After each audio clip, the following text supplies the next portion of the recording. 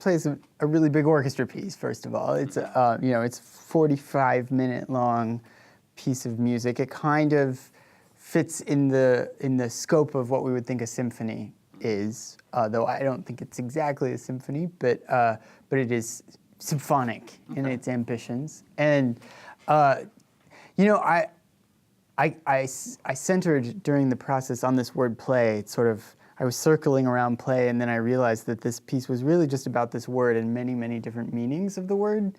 So on one level, it's an exploration of how musicians play, how they play together, how they might play apart, how they are kind of, the act of playing music is a very social thing that has a lot of social dynamics and sort of behavioral dynamics about how people relate to each other. So thinking about the orchestra as a community and how it sort of plays. And then also thinking about how individuals play their instruments and actually the relationship between a single person and this you know, physical object that they've spent their life with, and how can I as a composer explore that relationship between the person and their instrument.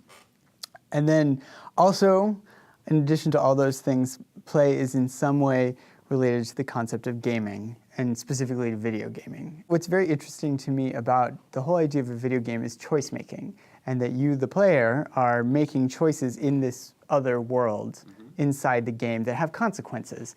And I liked that metaphor very much of someone playing within a world and changing things and having to deal with the consequences. So in some ways, the piece is kind of like me playing around in this world and creating things that then have consequences.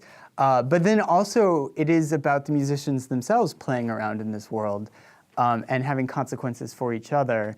And you know, a video game is all about the idea of control. Like, you are controlling something, someone else is controlling something else. Like, and it's also about the idea that there's a universe with a bunch of rules, and you inhabit this universe with rules, and you make choices and do things. So play is a universe that I created. It has a bunch of rules that determine how the different musicians interact with each other and the different ways they can control each other. And as the piece goes, then it's an exploration of those ideas of control and how people react to them, and then ultimately how a group of people might actually break through a system of rules or controls and create something new. It's so hard for me to be done. Pieces are never done. You know, I think it was Aaron Copland who said that, you know, a piece of music is never finished, it's only abandoned. And I sort of feel that way about play, that for me, it opened up so many different ideas and so many different things I'd never done before. And so part of it is me finally seeing what those things are when I hear the piece, and then wanting to explore them further. Like, oh, I could see where that goes and this goes, and making connections and doing all these things. And it's also a little bit like I created this musical universe, like I keep calling it, with all these rules, and I kind of just want to inhabit it a little bit longer and see where else it could go. So it stretched you a little bit. Sure. And you know, part of it's there's a perfectionist in me that always wants to make my work the best possible thing it can be. And so there's that aspect. But then there's also the creator in me that really just sees the potential for more things to happen in this world. And so I go back and rewrite this piece a lot. The audio experience of this piece is just one aspect. To me, you know, also there are long sections in this piece where musicians make choices.